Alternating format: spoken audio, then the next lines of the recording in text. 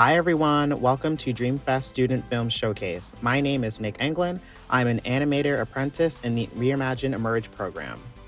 I'm Julie Straw, Executive Director of Reimagine ATL. We are so excited to share this night with you. Throughout the evening, you'll meet a ton of different characters. These are all original drawings that we've animated using Reallusion's motion capture software. Behind each character is an apprentice. Thank you again for joining us this evening, and a very special thanks to our sponsors.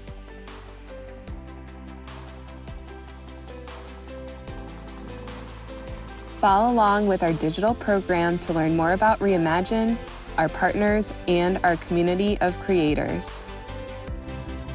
Enjoy the show.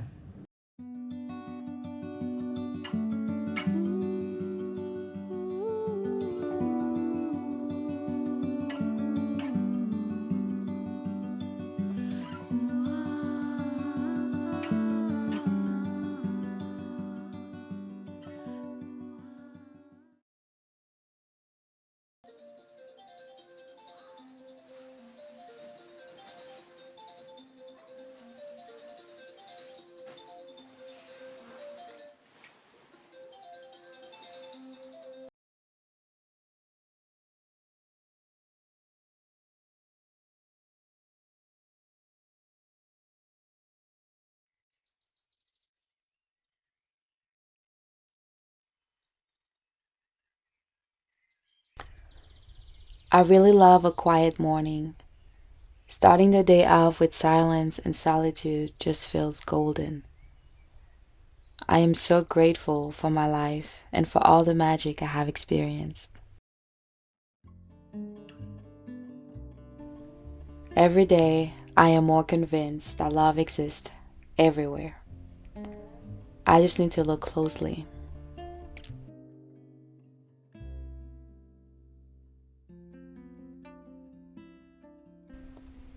Love exists in this cup of tea, intentionally made for me. Every time I have a cup of tea, I feel like I'm having a private conversation with my soul.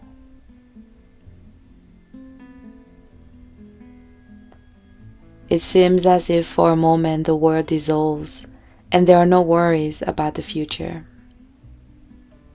I really treasure these small moments of reflection and mindfulness.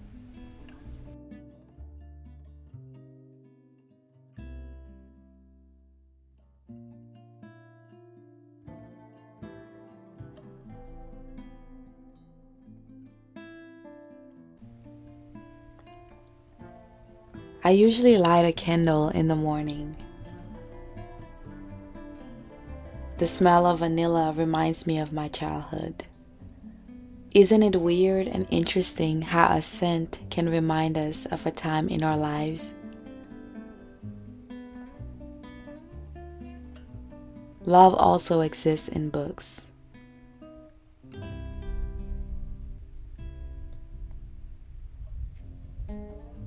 What I appreciate the most about books is that they allow me to travel without having to move physically.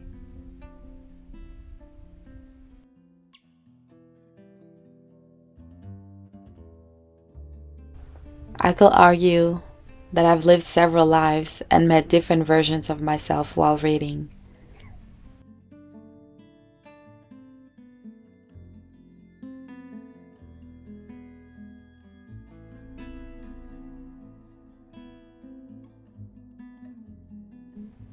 Love exists in nature. Plants seem to have a divine quality to them that intrigues me. I admire their silent beauty as they grow and take space each day. I wonder, can plants be role models?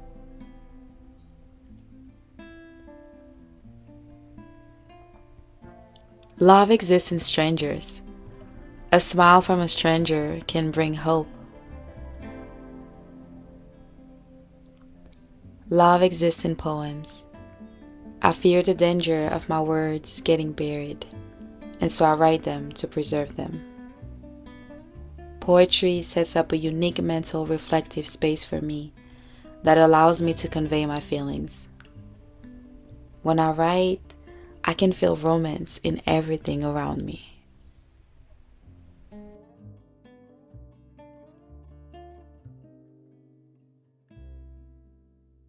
Hey, welcome home. How was y'all's trip? Oh, that's good. It smells amazing. We have a surprise for you. Surprises. Oh my goodness. Thank you so much. Love exists in people.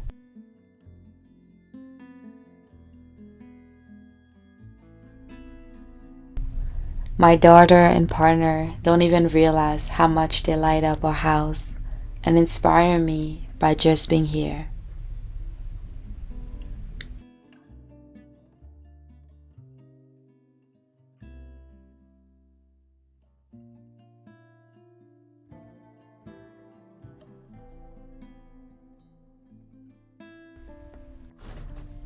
Love exists in homemade meals. What I've learned from my mother is that good food never fails in bringing people together.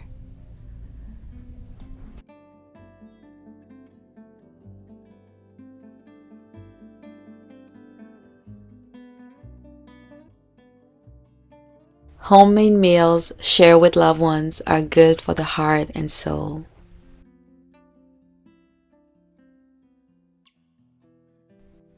But most importantly, love exists within me.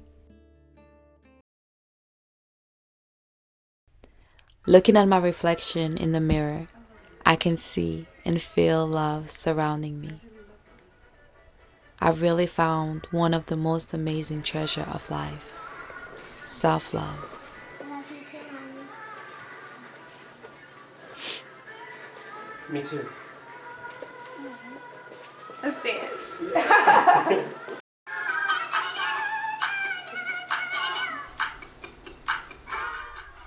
Also, I guess it's true what they say. The right person will make you fall in love with yourself too.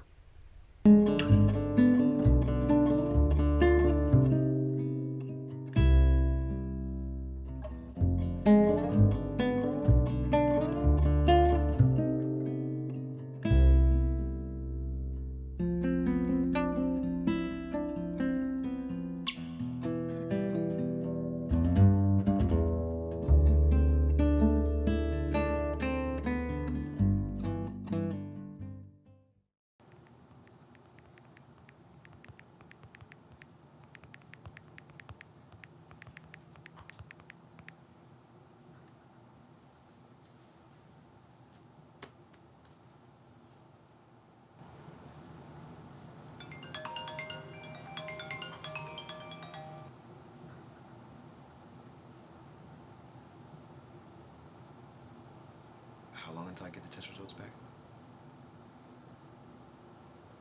3 days.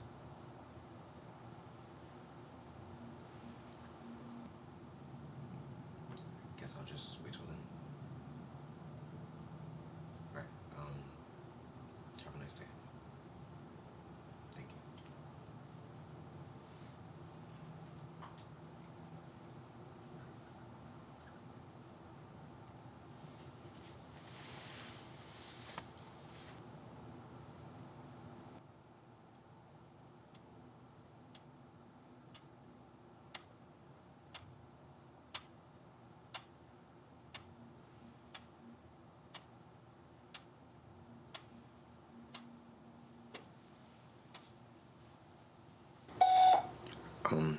Hey mom, I think I'm starting to freak out just a little bit. I don't know, I can't help it. I just feel like things aren't in my control right now, and I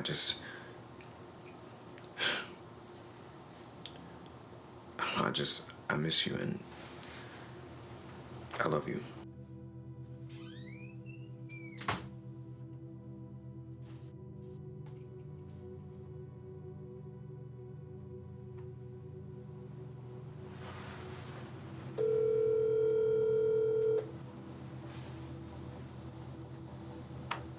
Please leave your message for 40438486666. Hey, Mom. It's me. Just got a call from the doctor. He said they know something abnormal, but everything should be fine. So honestly, I don't even know why I'm calling you right now. I guess I'm just a little scared. I know you would just tell me not to worry, and I'm gonna try to. I'm try not to, but I don't know. I guess I miss you, and I love you, and I don't know. I hope you're doing good.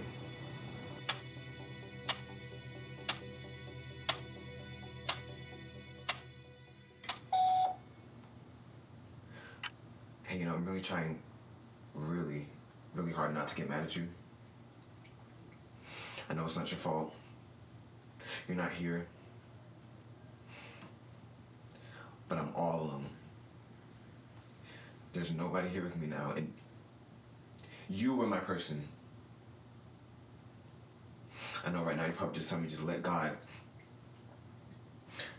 be and let go, but I can't, Mom. I can't.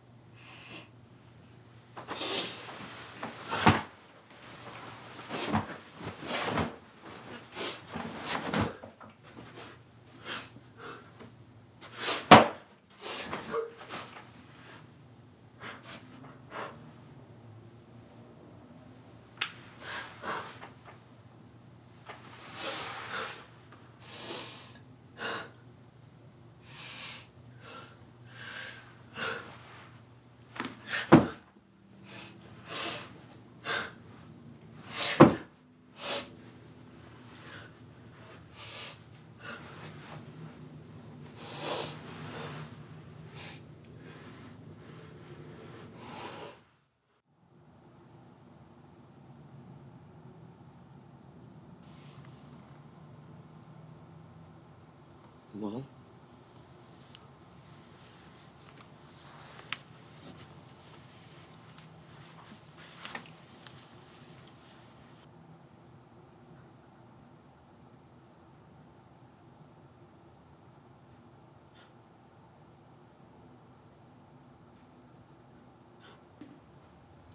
Just let go.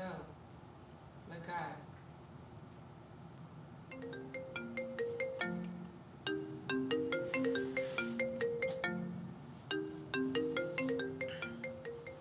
Hello?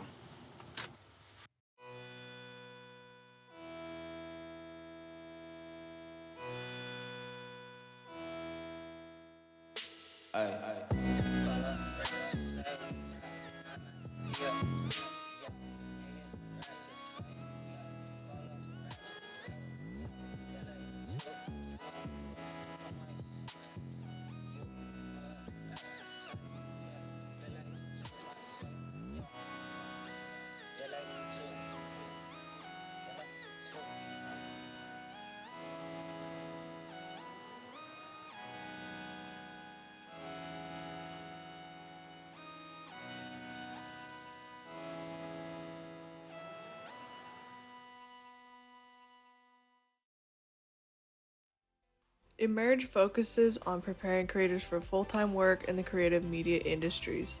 Some productions, like the one just seen, focus on the stories apprentices want to tell and add to their portfolios. We have a collection of videos that apprentices, like myself, were hired to help film and edit for different clients.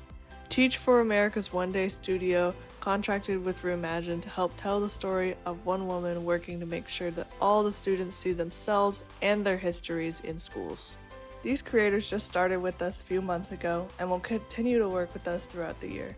This client-based work gets our creators hands-on training and paid opportunities.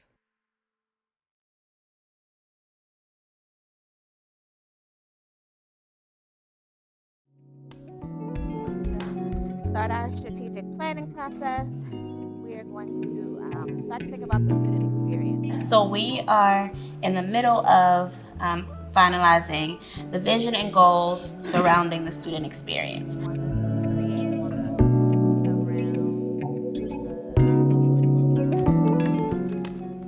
When I first met her, I just knew that she had a vision. I said that this should have happened a long time ago. Yeah. You know, this is something that our black children need. And so, I've been a teacher for 13 years now, and it's not in the curriculum at all. It's something that the school system is not doing. And you have to address the whole child in order to be successful. I told her I wish that peace had been around when my kids were coming up. I'm moving all over Metro Atlanta trying to put them in the best schools. My son definitely could have benefited from a peace.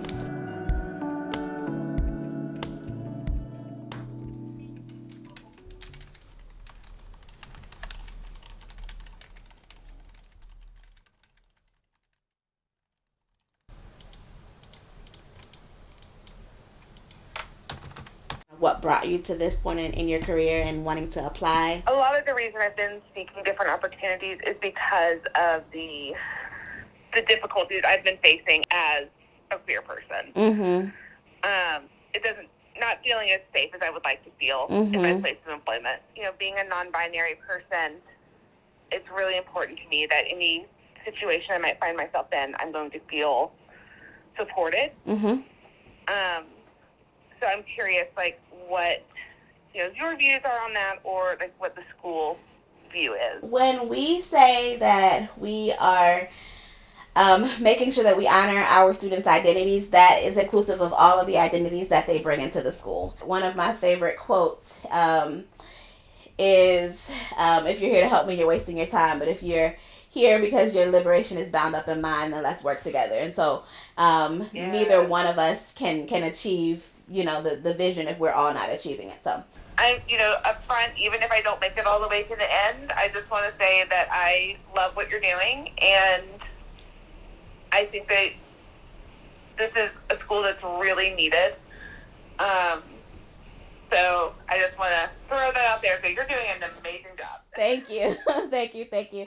I deeply appreciate that. Everyone I talk to, when I tell them the mission and vision of peace, they express, this is what we needed. This is what I wanted for my child. When my child enters school, now they're 17, but I wish this school was around. Good morning. Good morning, Kingston. It's time to get up.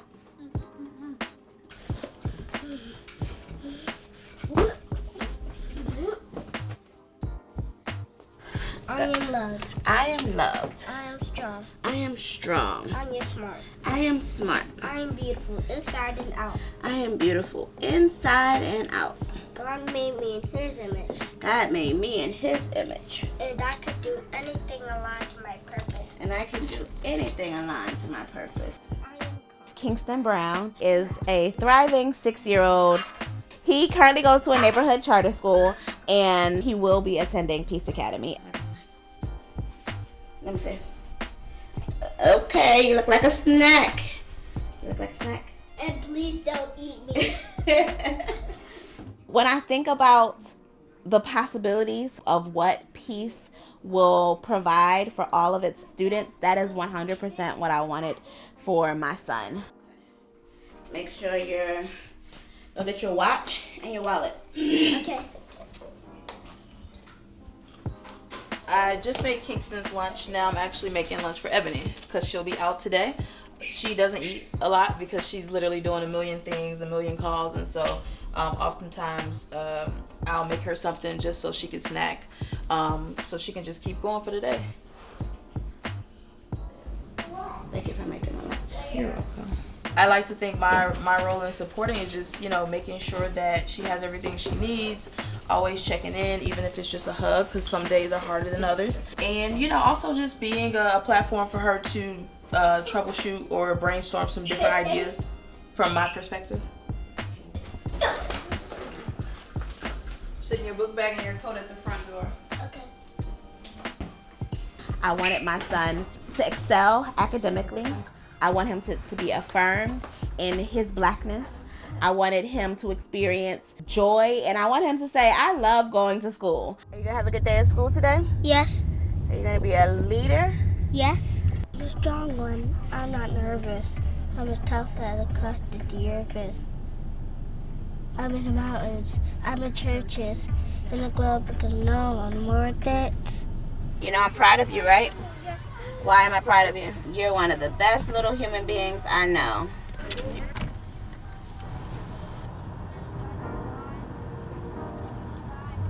Southeast Atlanta is a very diverse community. They're a rich community.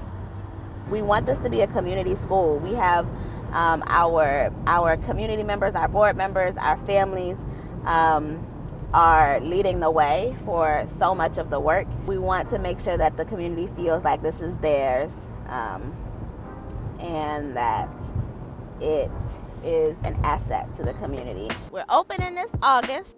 Black-led school, tuition-free public charter school. And we are enrolling grades K through 3rd grade this year. Problem-based learning. We are also specializing in cultural immersion. And I'll probably be over there the next 2 or 3 weeks to introduce myself and the team. So we'll be here this August. Thank you. Nice to meet you. Have a good one. So we are in front of Peace Academy. This is the plaza that we're in, 1954 Candler Road. Phase 1 renovation. We'll kind of stop right where that panel is and go back. Phase 2 will be the additional 22,000 square feet, and that will get us through our full renovation.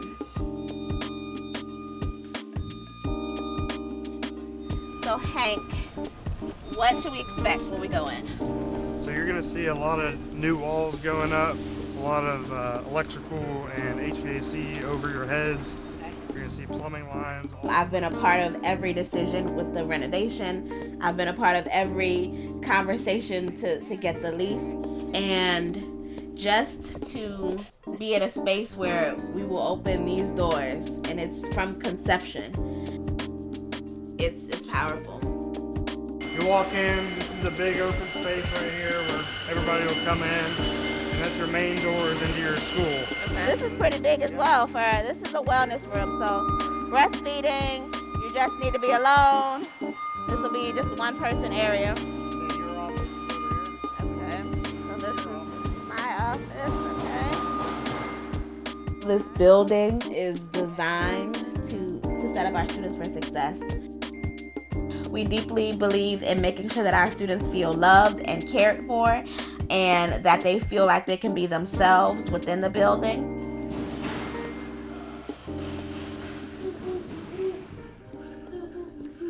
I think you can. You can do anything you put your mind to. Thinking about the journey to getting here, I'm brought to tears because of how hard it has taken to get here and how much work every member of our team has done to get us to this point. Just so many people who have been a part of getting our facility open and in place for our babies to walk through. It's just powerful. My theory of leadership is that I can impact education through creating a school like Peace that affirms every child, that provides rigorous academics, and that helps every student have a holistic understanding of the world and their impact in it.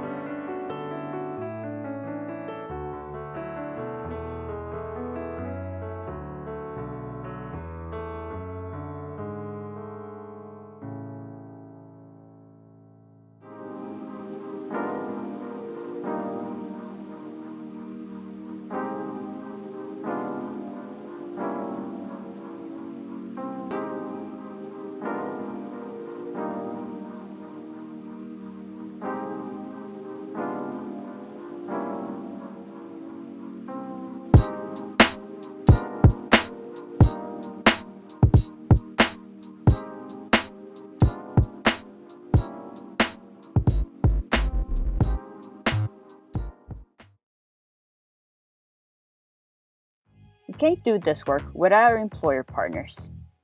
These are companies that have made a financial commitment and help provide on-the-job training. Employer partners help provide mentors, set experience, and more. In exchange, companies tap into our roster of talent, receive recognition of their commitment to diverse creators for clients and case studies, get invites to exclusive employer networking events, sponsorship perks, and more.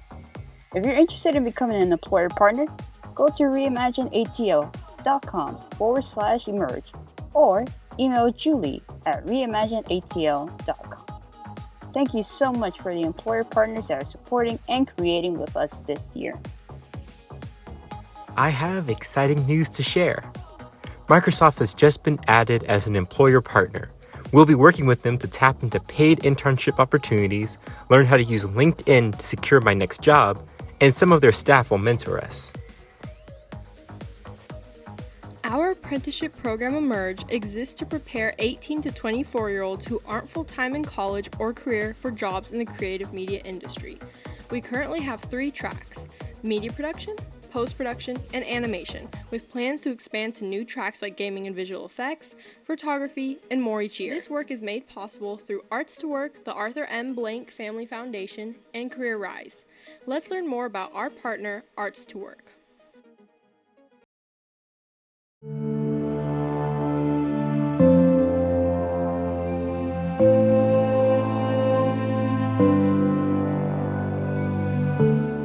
Arts to Work believes that artists and storytellers like the ones you see here are engines of community resilience and economic recovery. The Arts to Work ecosystem catalyzes the capacity of businesses and nonprofits to receive federal and state workforce investments if they can reimagine their responsibilities to their own workforce.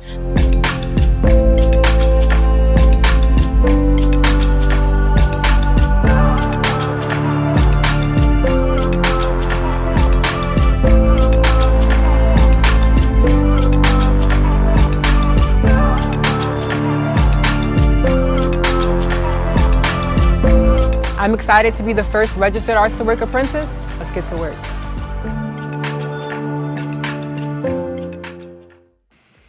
Next, we'll share a selection of documentaries and an original short film from our high school students in the NOCO Fellowship. Over the past year, they learned the art of storytelling and filmed their own documentaries with a range of topics that are important to them. Videos produced by fellows get entered into festivals, and many use this experience to help them get into the top film schools in the nation, like FSU, USC, and Chapman. What does love mean to you, and how do you express it? Wow. Love means caring, sharing, and expressing it is the same.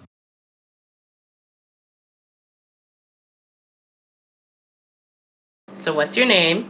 Terry Boswell. How old are you? I'm 69. Do you have any nicknames? Not really. Around the fire station they used to call me Flash. Early on in my firefighting career, we had a car fire in front of a liquor store, and the awning was on fire, and when we got there, came off the truck and didn't properly prepare. So I got the hose, the driver put the truck in pump, and I was standing inside the car and extinguishing the fire, and the tire blew out. And it scared me so bad I ran back to the truck, so they started calling me Flash.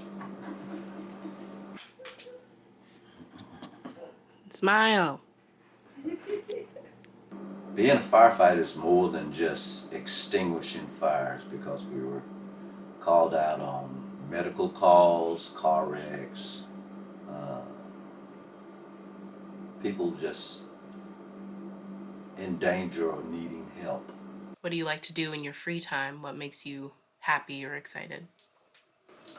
Oh, dealing with my dog, working in the yard, going fishing, watching boxing, stuff like that. Over my head are boxing gloves. Over there is a heavy bag. One of my nephews, I have pictures of him on the wall. He has 3 championship belts and heavyweight championship belts. And before I retired, I didn't get a chance to attend a lot of his fights, but after I retired, I went to just about every one. This is my nephew here, Cedric Boswell. This is another Hollywood, Florida fight. My nephew here. Was he very good at it? Yes, he was very good.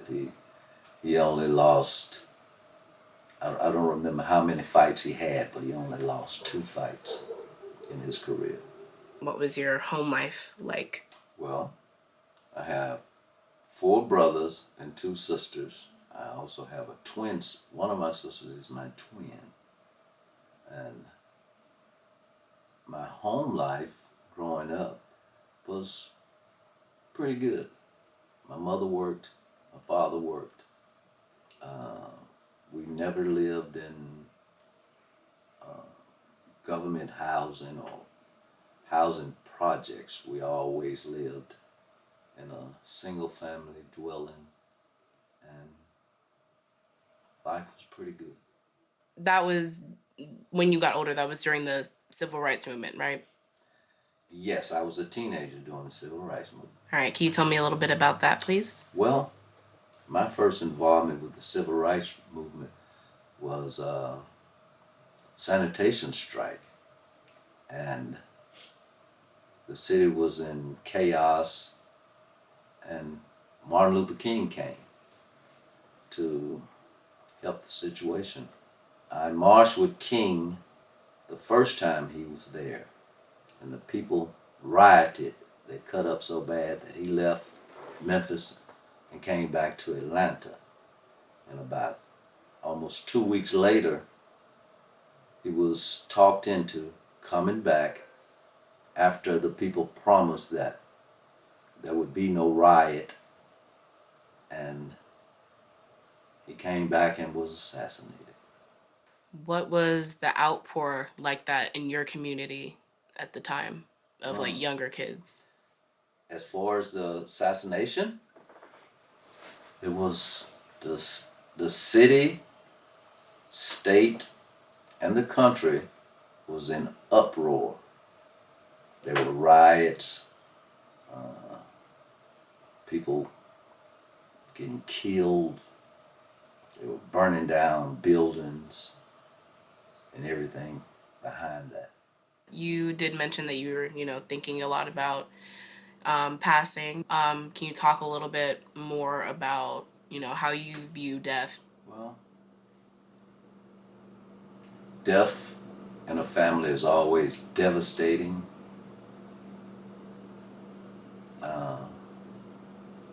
There's a song, I don't know who sang it, but it says, everybody hurts sometime. So, the deaths in my family that I've had I've been unfortunate to have to go through hurts. For my mortality, of course, everybody wants to live, but I'm a firm believer of something that I heard a long time ago, and it said, from the womb to the tomb is where you're headed. If you got any other plans, you might as well forget it.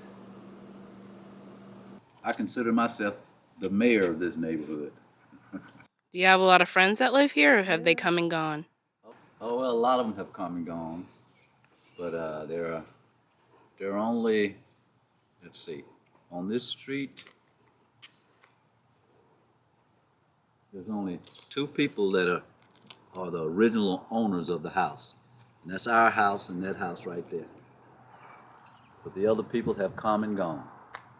When we first moved in, I bought 28 Leyland cypress trees, and I planted them in the backyard. This is the only one left. This is the one that was left over.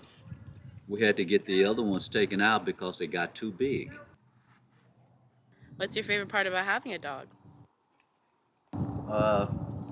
Companionship. Since I'm retired, and I had been spending all my days by myself with your grandmother working.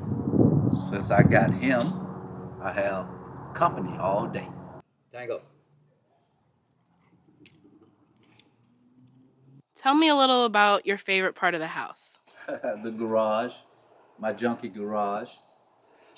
My neighbors and my friends, when they come by, sometimes we sit out there and drink beer, watch TV. That and the garage and the den downstairs. You seem to have a very well-rounded and pretty overall positive outlook on life. Yes, I'm great. What do you think has helped you have such a positive outlook, even after, how long you've been alive, all the horrors you've seen or happiness that you've seen? I don't want to say I got used to death and dying, but I kind of did.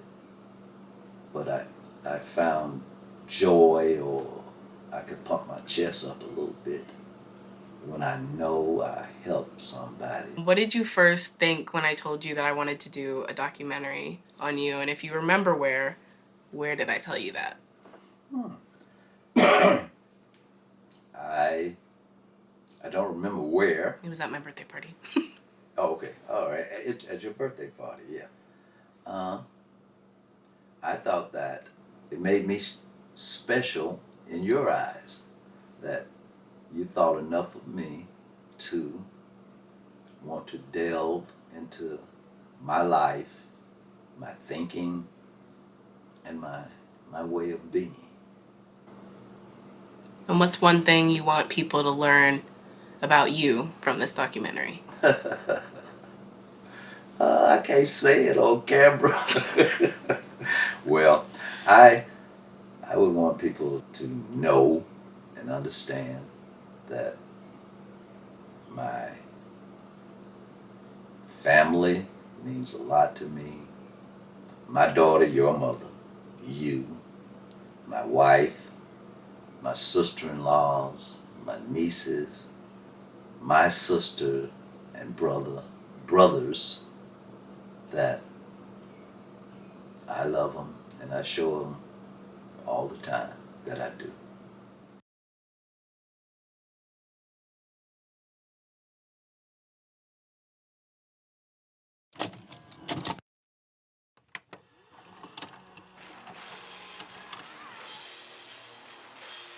We got the fucking toilet paper.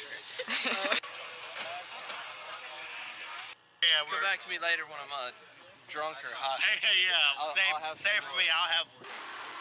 Punk music is it's my life, man. Right now it's my life.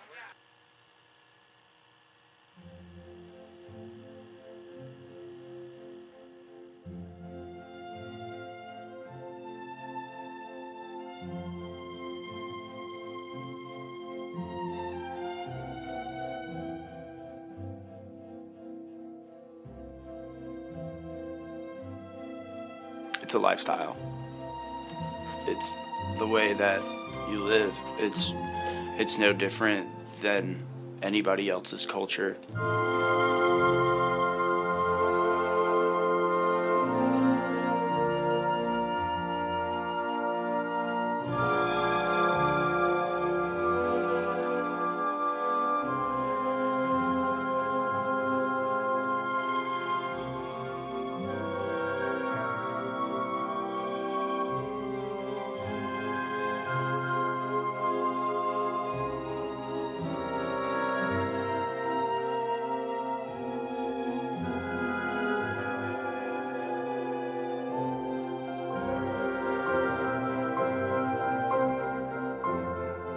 It's more about family. It's more about wanting to be a part of something bigger, but at the same time, is on an individual level, I feel like living that lifestyle is just like undeniably being yourself and not giving a fuck who sees it.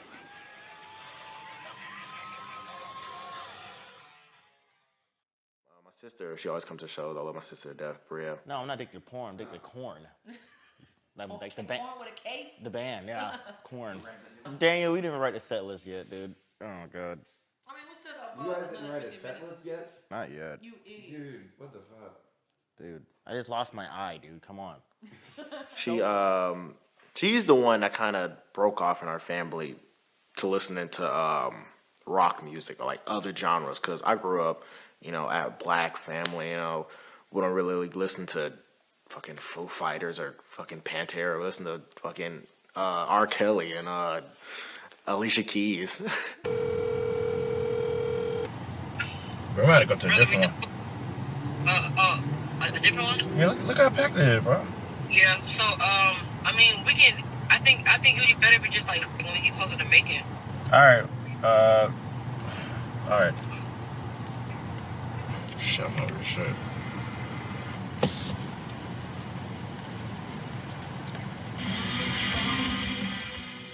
If I didn't listen to music, I don't know what the fuck I'd be doing now. Being a couch potato, mooching off my mom like I already do now, but even worse. So yeah, music is really my passion. Well, fuck, dude. Oh my God. I really love it. I love it. Why are pirates called pirates? Because they are. That is awesome. You gotta have the humble your bag in. My name is Tyson Anthony. Tyson with an E, not an O, asshole. The band I'm in currently is Misshapen. It's spelled with one S because I said fuck it, I wanted one S. Misshapen is spelled with two S's, but it's like, it's not Mishappen, it's Misshapen. I don't know how the fuck you confuse it with Mishappen, but yeah, Misshapen, yeah. Oh shit! What's up? What's up, Daniel? Shit, I feel like that. What the fuck are you, a soldier? Frank Zappa. Oh shit, you are. I got the bell bottoms. Oh yeah, I'm making my boots on, dude. I forgot. They're going pretty fucking well, to be honest. There's some great fucking bands tonight. Some people dropped out, but fuck them.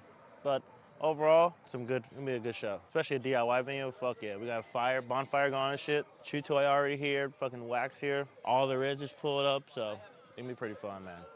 I'm so excited. What the fuck are you? Oh.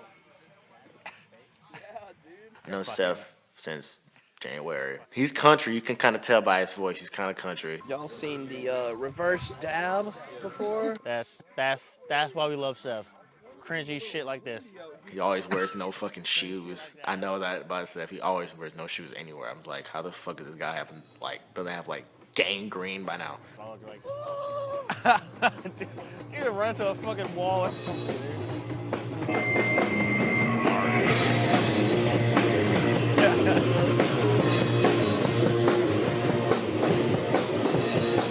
Oh, that's Mac's fucking daddy right there.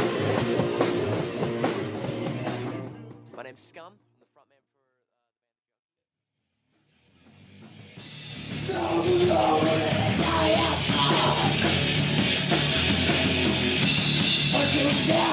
the frontman Maverick's our drummer. He's dumb.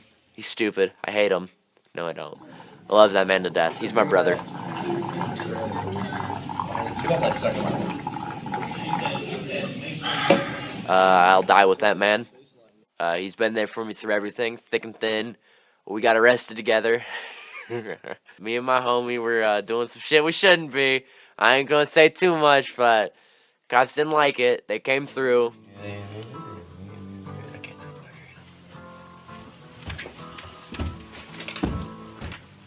Welcome to my abode. This is my room. It is a mess. What do you want to know?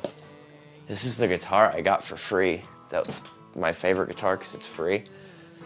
I had a coworker have it, and she was like, I have this Stratocaster at my house. Do you want a Stratocaster? I was like, sure, I can do something with that.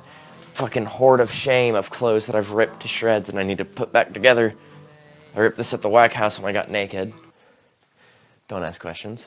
I just have such massive nuts that anytime I wear jeans, it just rips up the crotch, because every pair of jeans rips up the balls in the same spot. My fucking bread, I like this bread a little too much. I've been working on these for about 2 years. As they fall apart, I put them back together. I still need to fucking refinish them in some areas. Like this belt loop. It started off when I wanted a mohawk and I wanted the studded jackets. They're like, okay, you need to calm down, okay? You need to think about how we look like with you in public. And I was like, well, I don't care. I'll be myself all I want. Now I got basically half a skirt on my ass. Fucking twirl around like a princess. Got my bum flap on, and I'm me. I get to be me. And my parents, they kind of were like, well, fuck, he ain't doing drugs. Who the fuck cares? I'm Ezra. I play in a band called Whack, and yeah.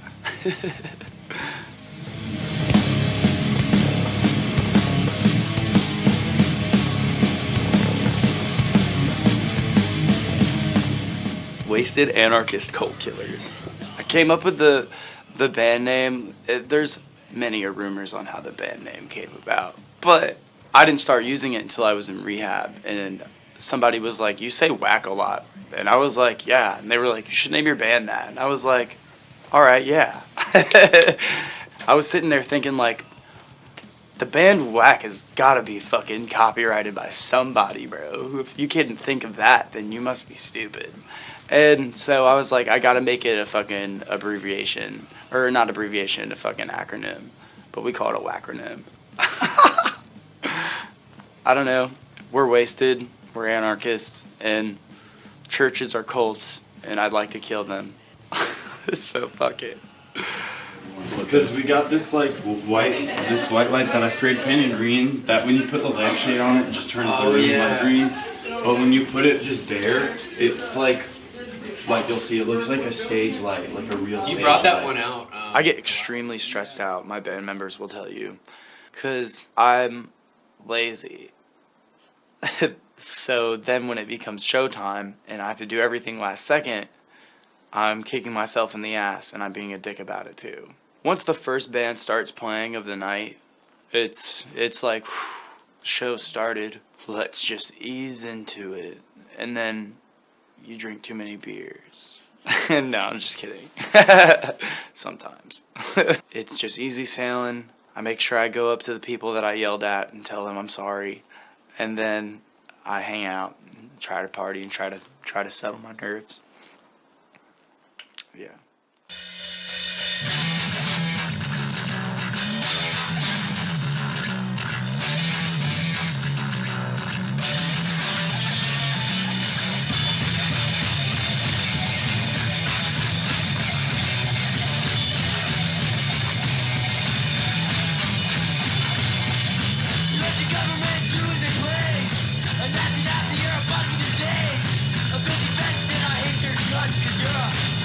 You're a conformist fuck!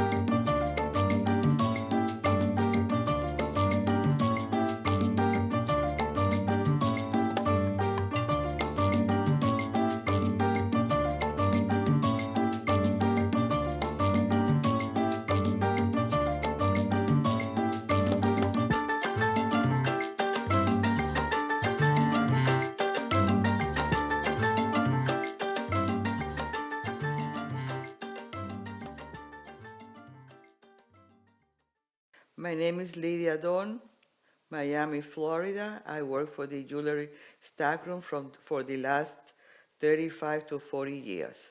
My name is Stuart Don. I work at the jeweler stockroom, family-run business. I was 17 years old when I moved to the United States from Havana. When I left Cuba, I just graduated high school. I have never worked, only studied. When my father worked, my uncle's business was taken over, so they were taking control of everything, and we couldn't make a living. And my father knew that this was going to be the longer we wait, the harder it would have been to leave Cuba. So that's why we made the plans. My father and my family, everybody, my uncles and aunts and everybody made plans to start living because they knew what was coming because they all came from Russia and Poland and they know the background. So that's why they start making plans to leave. We flew directly from Havana to New York. The only thing is we couldn't bring anything, just one suitcase and $100. My grandparents immigrated to the United States. They had nothing. They never knew about anything about jewelry, but they knew these people who had a business in New York in 47th Street, and they wanted to open a store in Miami. So my father talked to them. They were friends of ours for a long time. My father talked to them, and they teach them, and they invested with my father invested with them. There were 4 partners at the beginning. And my mother and my father were the ones that moved down and opened the business. And little by little, the more the time went by, the more you learn. The store, when I was a kid, we were in a different building, and the store was about half the size it was now, and it was in a basement. This building, the Civil building, which they knew that was the only building at that time in Miami that had a lot of jewelry stores. And they had different things, but there was the main thing in Miami. And there was one little space available, so they took it and they started there. Visiting my parents, my mom, and my grandparents' store was actually pretty cool. It was more about seeing my grandparents, and yeah, I used to help them out, and it was, not that it was fun, but it was great being with them, and it wasn't like going to work. It was more seeing them and just enjoying lunch and just talking with them and being able to see them when I could. Originally was just my mother and my father, and then was just my mother, my father, and me. I did know your great grandmother. Yeah, I forgot about that. She used to take care of me all the time. She was always wanting to help people. When the store first opened, I was not working at all. I had my son, which was still young. I mean, he used to go to nursery school. And then after a couple of months, when the store was open and I saw that my mother and father needed a little help, so when I left my son at school, that was 3 hours a day, I used to go and help them out a little bit. That's how I started getting involved in the business. People used to come to the store and ask me, oh, don't you have this? Don't you have that? And I said to myself, it's nice if we could afford and bring new stuff. People would always come and buy. The more you get, the more people you get. And it's a variety. There's so many things in the jewelry business that they need and that if we could afford it, we could have it. Well, at the beginning it felt awkward because my father was always in command, and I was always, but when he had to retire and my mother did not want to take over, so I took over. It was a challenge, and that I learned, and it was nice because when my father was there, I was learning, and I could say it was an easy transfer. I said, sure, I'll help you, but I had no intention of staying. And from 1 to 2 days of part-time, then it was to 3 days to 4 days, and eventually full-time. And now this is what I'm going to do till I retire. When I graduated college, let's see, I sold copiers, was like my first job, and I was a waiter for a little while. But the significant time I did is when I lived in New York. I worked 12 years on the floor of the New York Stock Exchange as a floor broker and then a trader and stuff. And after the stress of that compared to now, like, it's different. So You know, when I first started the store, I was a part-time, and I never considered myself management. I considered myself an employee when I first started. And that's why I went in. Even though I was the son of the owner, I was an employee. And at that time, I was a part-time employee. ¿Qué más necesitas? Solamente, permítame que lo firme.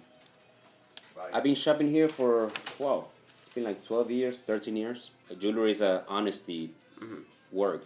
If people get to trust you, it's very important. So that's what jewelry is.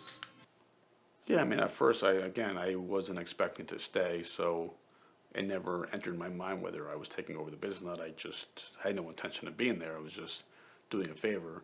I mean, eventually I realized that I was going to be there, and after that, there was no change, or, you know, I always knew that this was something I was going to do.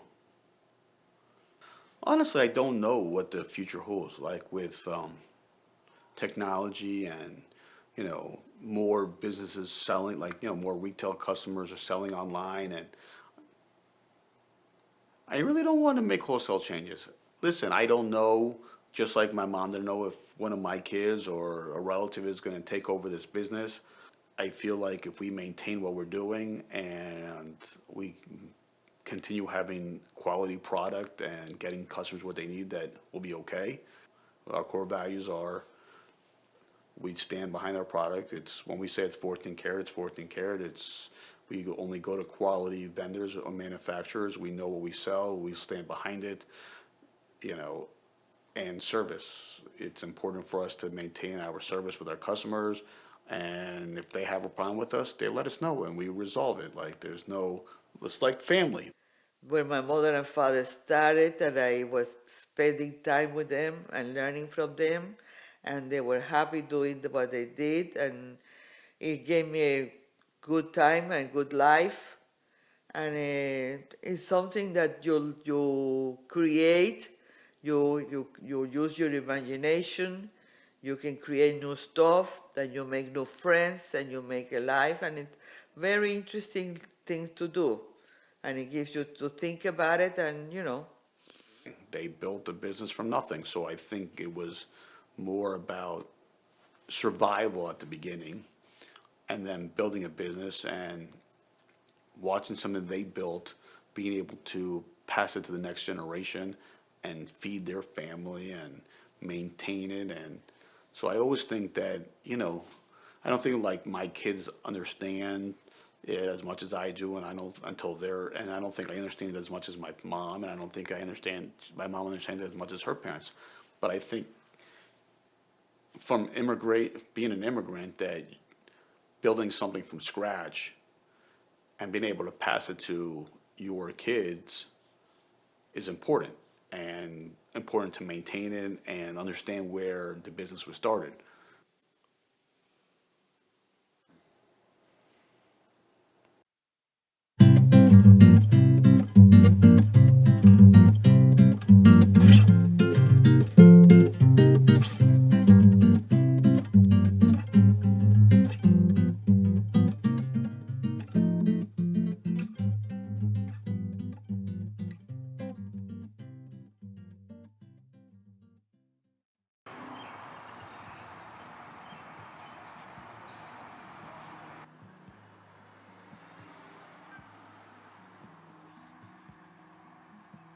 How have you dealt with the pandemic? I mean, this pandemic kicked everybody's ass, I think. It definitely took a toll on my mental health.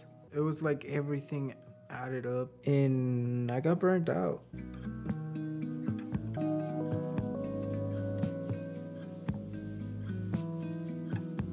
I told myself I can't do this shit no more, and I've broke up with my relationship, changed work. I definitely think I went kind of on a downhill for a couple months. But we're doing better now. We lit. It did affect me. I mean, it affected everybody.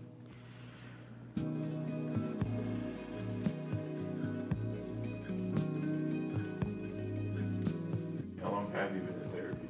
I've been seeing her for over a year now. Therapy is a great safe space for me because I can truly be myself. I was talking about with my therapist today. I was like, I wish I could be the same person that I am in this office outside of the world. Because outside of the world, I think I have a lot of mental blockages and can't really talk to other people sometimes because of those same insecurities that I've had or those ideas that were ingrained in my brain, growing up. And that's something that I am learning to deal with. Were you reluctant to try therapy?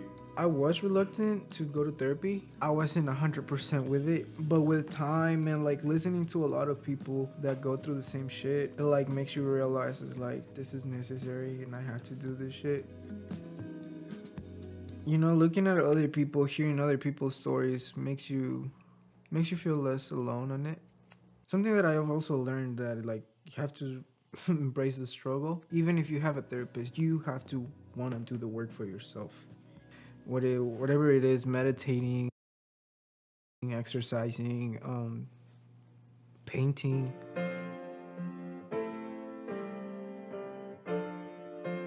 Your picture is Those are different outlets to cope, to deal with my trauma.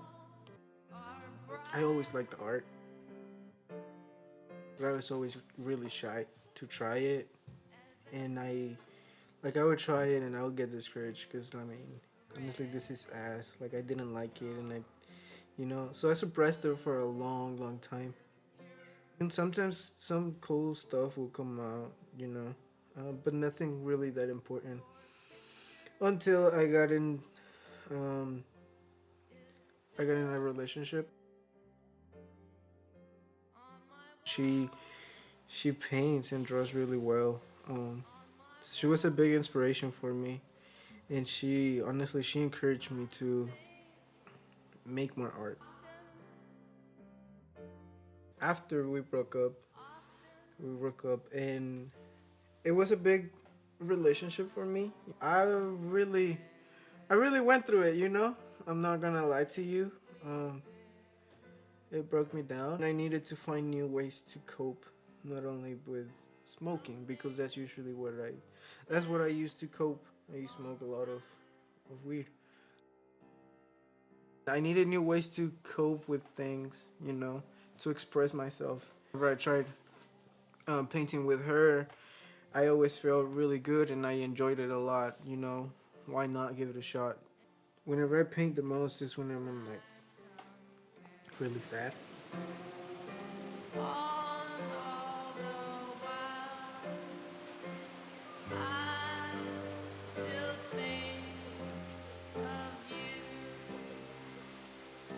There's one painting in my anxiety was through the roof and a really cool piece came out.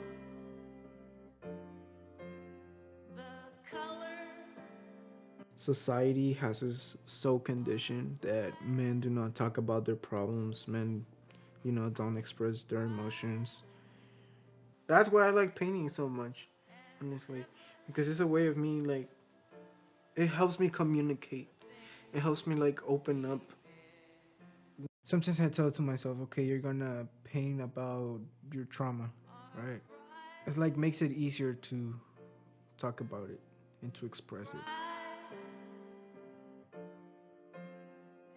Lately, with the years, I've just gotten more and more like reserved.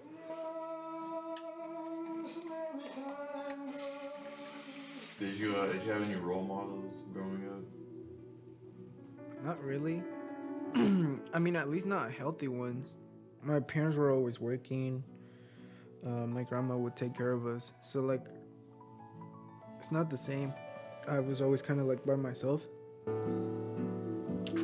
I had a difficult relationship with my dad. He was kind of absent. He left when I was 2.5 years old, and it was kind of like on and off, on and off. Like he was still there, but it's not the same as him being at the house, really having that role model. I used to be really distant with my dad. Like I would call him maybe once every 2 months.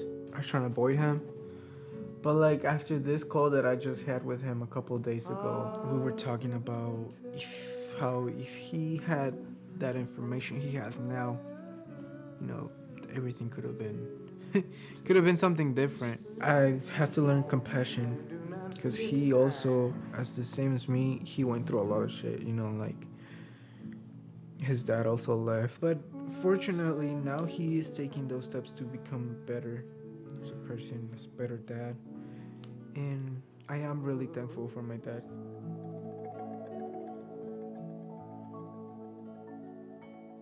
I think that I created a dependency on substances because a lot of the people growing up around me kind of did the same, but I didn't think it was the same, you know, like my uncles are alcoholics and I was like, I see them drink and get like that, right? And I would tell myself, I'm not gonna become an alcoholic. I'm not gonna become an alcoholic. Whether you like it or not, sometimes you use your family members as role models, right? And be like, I might want to do that. Sometimes we're not even aware of it. Here's the thing with substances, it's a quick fix, a quick relief, but in the long term, it's not, you know, that helpful. I'm having a mental breakdown and I just come down here and smoke. But I wasn't noticing that I was not dealing with those problems. They were just like, they just continue developing and like getting worse, you know.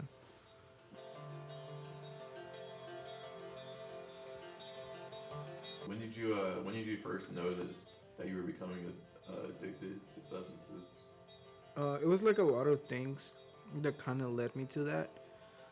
Um, yeah, like junior year, it got really difficult. I was just struggling a lot with mental health problems. I signed up myself for rehab. That's where I started realizing it's like, yo, I kind of have a problem. So I was like, I'm gonna get myself in there. It's gonna help me out. I was like, I'm gonna go for a week and then I'll be fine. I ended up being there for like 2 months. That experience changed me, the way I think now. I mean, I have not stopped 100%, and I don't think I'm gonna stop 100% anytime soon. I do have to admit, it's time for new coping behaviors or mechanisms, coping mechanisms. And I'm trying to change that. I'm trying to, instead of, you know, like smoking all the time, um, reading more.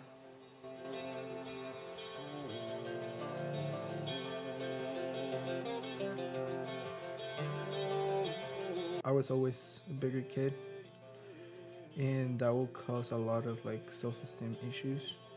And like going to the gym, it makes me feel different, you know. It makes me feel proud of myself too because I'm putting in the work. Do you find it hard to be vulnerable? It has gotten difficult to be a little bit more vulnerable, for sure.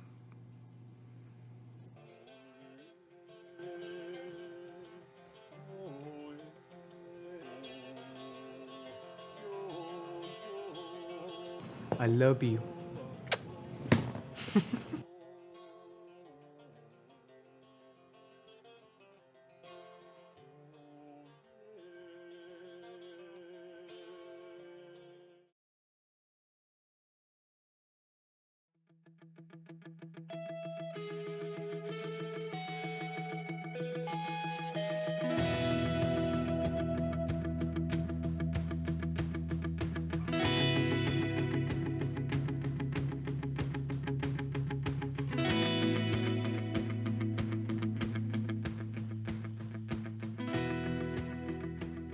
My name is Maya Dixon.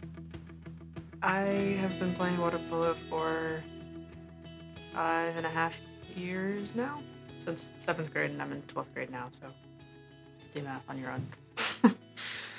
I first heard of water polo from, I think my parents saw it in like my middle school's like school newsletter in an email, and they were like, oh, you're a swimmer, this looks interesting. I like watched a couple of videos and I thought people were standing on the ground. They don't. And I went to a practice and I was like, oh, I can't stand, never mind. But I still liked it, so I came back. Favorite coach would be Stu, just because like I've had him ever since I was 11. and so he's like always been there, and he's like always supportive and always like teaches me what I want to know, and like even like outside the pool, he's always there to help. My name's Stu Sheldon.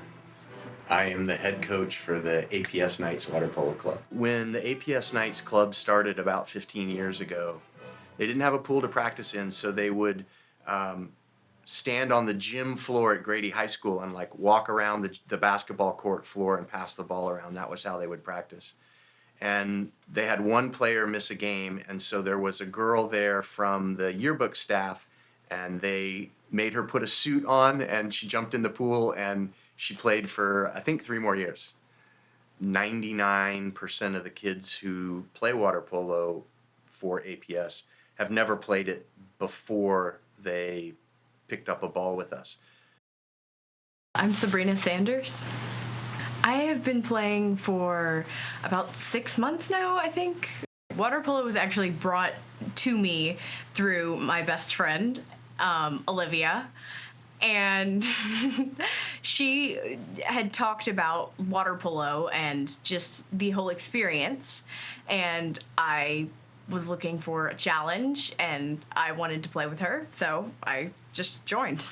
Before water polo, I did not participate in any team sports. I had never been a part of swim team or track or anything. So jumping into water polo was my first experience with sports or team sports. Joining water polo was one of the most challenging things that I have done so far in my life, but I don't regret a minute of it. My name is Sadie Cheney. I've been playing water polo for a year now for the APS Knights, the high school girls team. My sister played water polo for about 4 years, and then my friend started playing water polo, and it seemed pretty fun, so I tried it out. I had a great time. I made lots of friends, and it was very fun. The things that are really fun about water polo is obviously playing the sport is super fun and gives you something to do like after school, and I have so many new friends and they're all great. On the weekends we can have anywhere from 1 game to 8 games. Hold on a sec, sorry. Hello? Sawyer? Do you want me to say my full name? Oh, you can just say your first and last name. Okay, my first and last name is Robert Maddox, but you can just call me Sawyer. You can call me Sawyer. How did you get into water polo? It was through my brother, actually. Funny story, actually. His girlfriend at the time signed him up for water polo, just randomly, and was like, hey, you're going to do this with me. So they both went. She quit, after, a week. And my brother fell in love with the sport, so he kept playing. That's how, I started getting into water polo.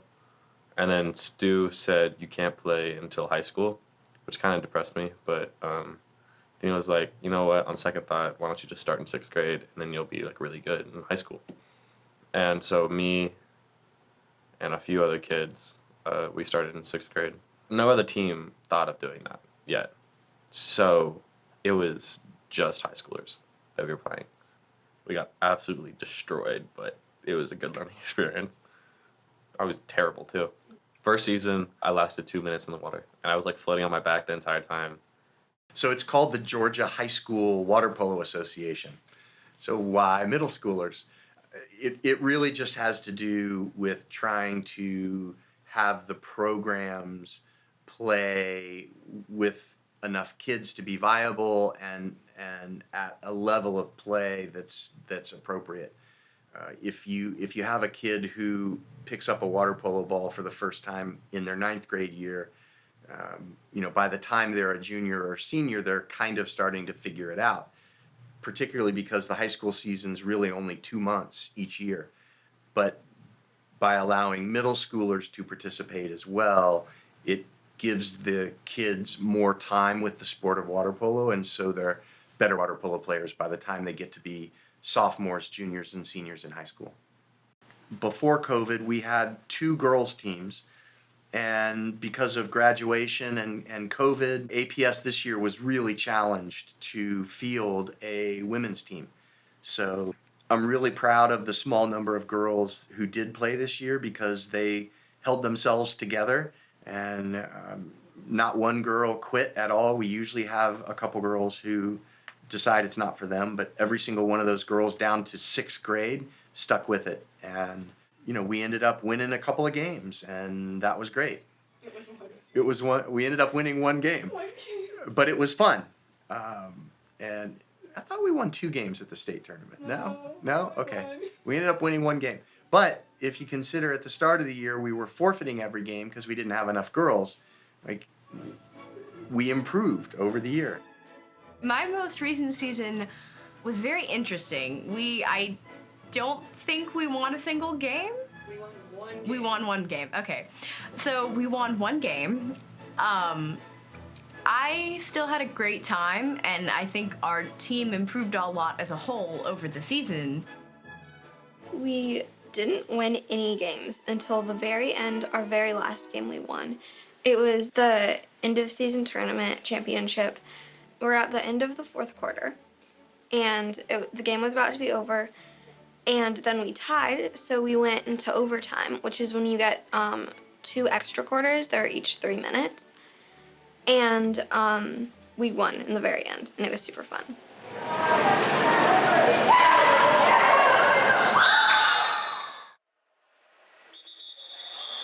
Which am I more proud of, playing water polo or coaching water polo? I think if it were what would I rather do with 2 hours of my time, the answer would be I'd rather play water polo. But when it comes to which am I more proud of, I'm definitely more proud of coaching because I'm giving kids a chance to discover something new. I'm giving kids a chance to challenge themselves. We bring together families who otherwise might never meet each other. And we bring together kids who otherwise might never meet each other. And I think that's really powerful. At the team dinner for the end of season for APS nights, the coaches talked about how the club does belong to the families. The coaches lead on deck, but it's really all about the families. And if you think about the life of the program, you know, we've had some families, they've been involved for 5 years, 6 years, 8 years, 10 years, a single family might have been involved. And that's just super important to the continuity of the program, and I'm very thankful for it. If I hadn't found water polo, what do I think I would be doing right now? I am honestly not sure. It's a little difficult to think about just because of how much it has changed my life. Aside from the chlorine and the late nights at practice, there's good things too. Like, I feel I'm much stronger, I feel I'm happier, I've got more friends. I think it has changed me for the better, and I don't know what I would be doing right now without it. Let me hear 9, 2, 3! 1, 2, 3! 9!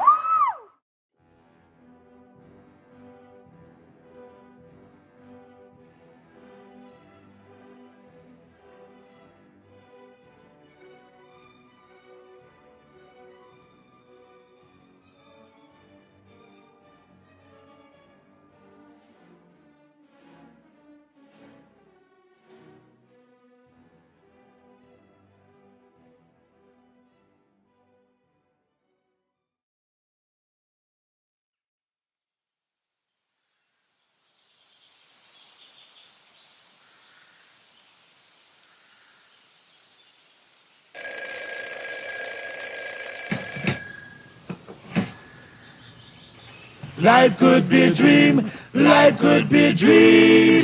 Do, do, do, do, shaboom. Life could be a dream. If I could take you up in paradise up above. If you would tell me I'm the only one that you love.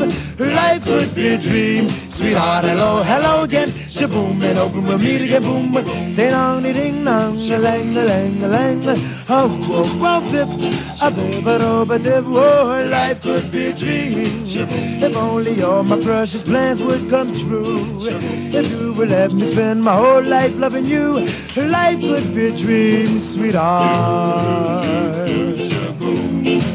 Every time I look at you, something is on my mind.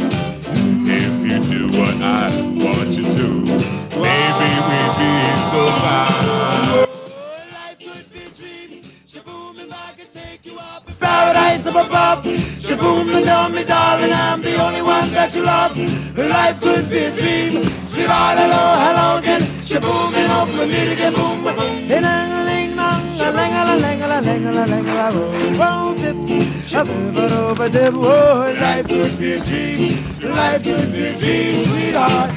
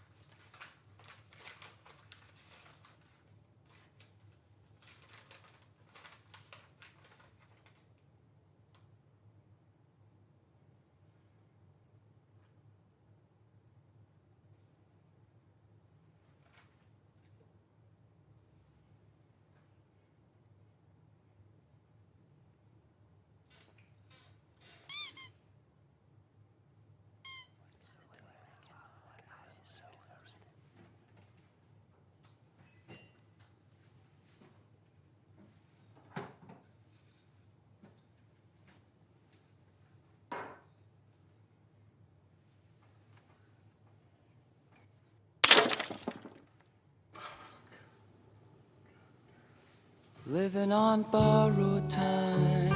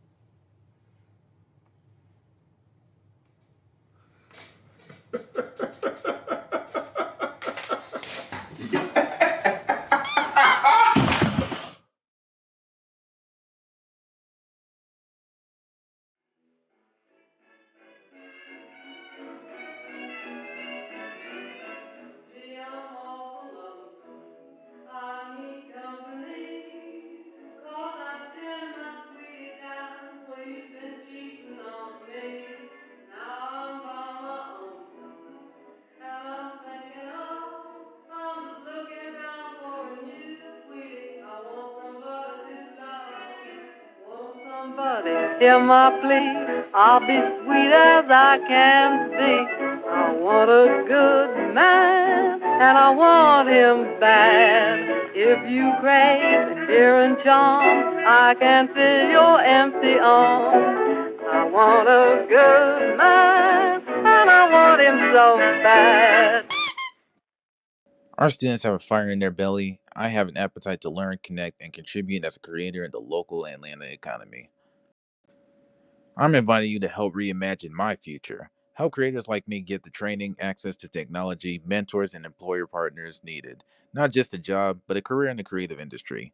Invest in Reimagine today. Donate using your QR code and on your postcard and through PayPal or Venmo. Your gift will help me level up.